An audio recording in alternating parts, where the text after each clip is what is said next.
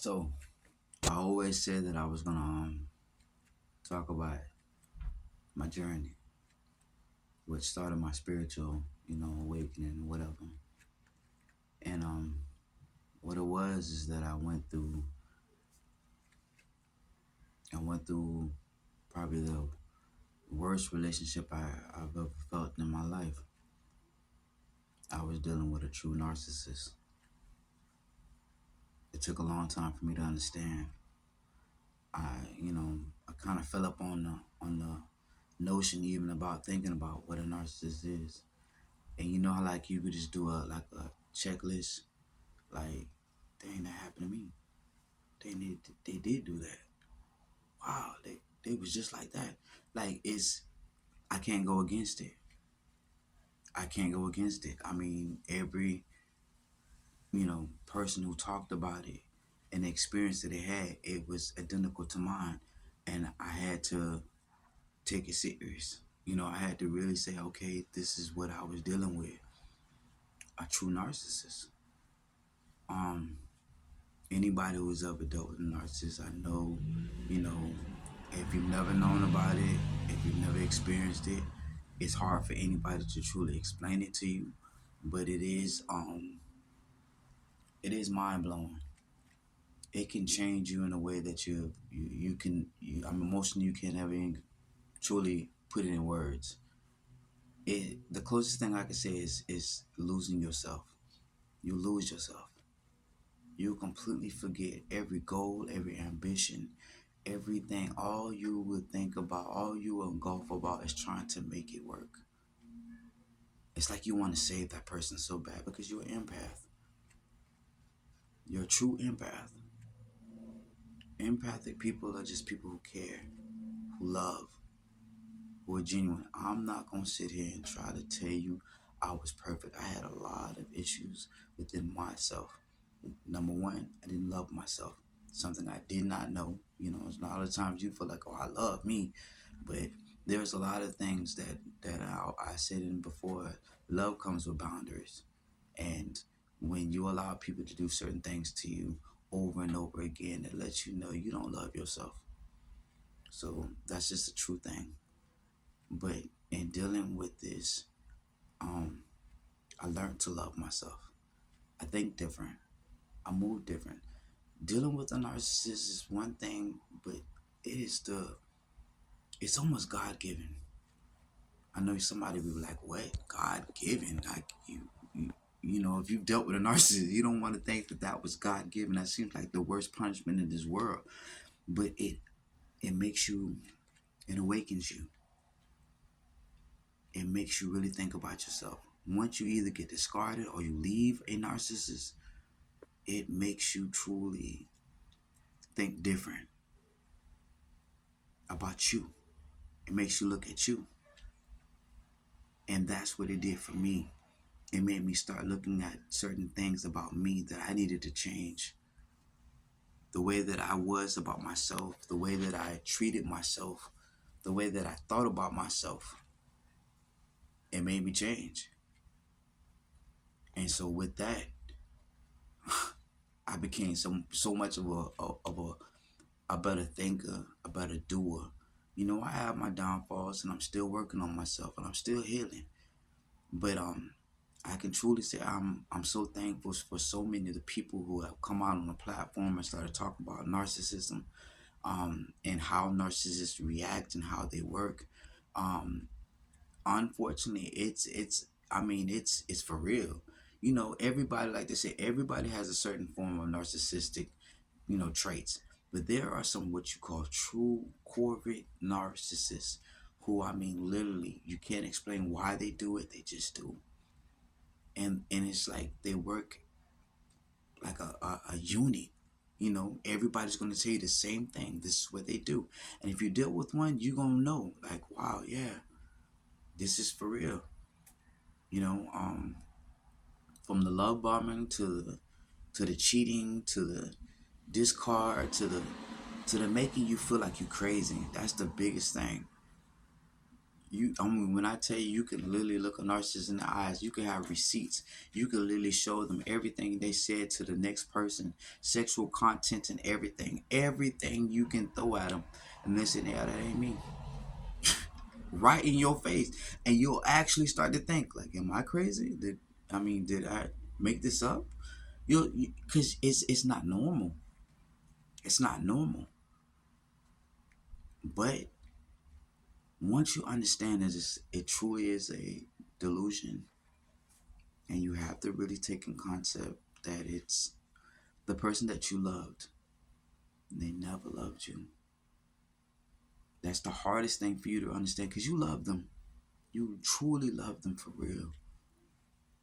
But the person that you were with did not love you despite all the good times, despite all the wonderful moments, the sexual encounters, all the things that just made your heart full. It was an illusion. That's the real hard thing to take in consideration. But you have to. You got to do it. You got to truly do it. So again, thank saying I bless anybody who's dealt with this situation, anybody who has had to, go through this. But I promise you, as with the healing process that I've seen with myself and have seen with others, it it has truly pushed a lot of people to become great. Something about it pushes a lot of people because I'm telling you, it's going to make you really reflect on yourself. Because you have to start to learn to forgive yourself for even dealing with that, for allowing those things to happen. If you think about a relationship that you've been into, and I mean, you took everything, things you said you would have never taken, you got to realize how deep you was into it, how much you were engulfed in their, trying to win their a pleaser or whatever, that you forgot about yourself. And what's the number one goal? Love yourself, right? That means you want loving you. You want loving you. It's nowhere in the world you was loving you and you was taking all of that. The one thing a narcissist would teach you, if you can get out of it, is to love yourself. And once you love yourself, that's why I said people start to increase and once you love yourself, oh my God, it's like the stars, just like the sky just opens up. Think about all the things you can accomplish if you really put so much effort into yourself and not into some relationship or whatever like that. Like you just really just say, you know what, I'm gonna just do a self-love and I'm trying to be the best me I can be.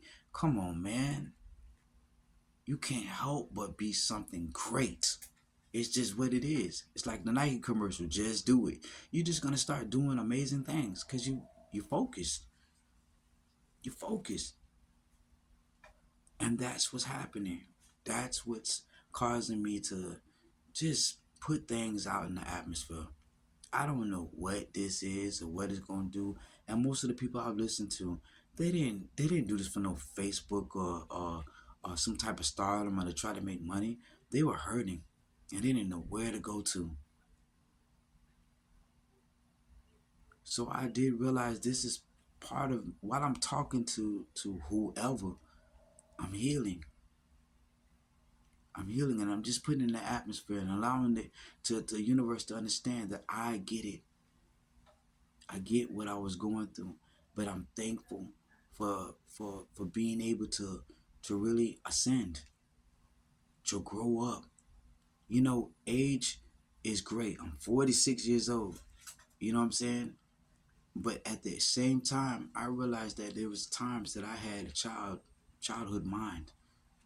Wasn't as grown as I should have been. I'm just being honest with myself. Maturity is what really states who you are, not the age. You got 60-year-old men, 70-year-old men still think they out there want to be young men, want to do this and got multiple girlfriends. That's a young man's mind. You're still trying to relive the glory days. But when you mature, It's like the Bible says, as a child, you do childish things, but when you become a man, you let go of those childish things. I'm growing up right in front of everybody, and I'm being vulnerable doing it.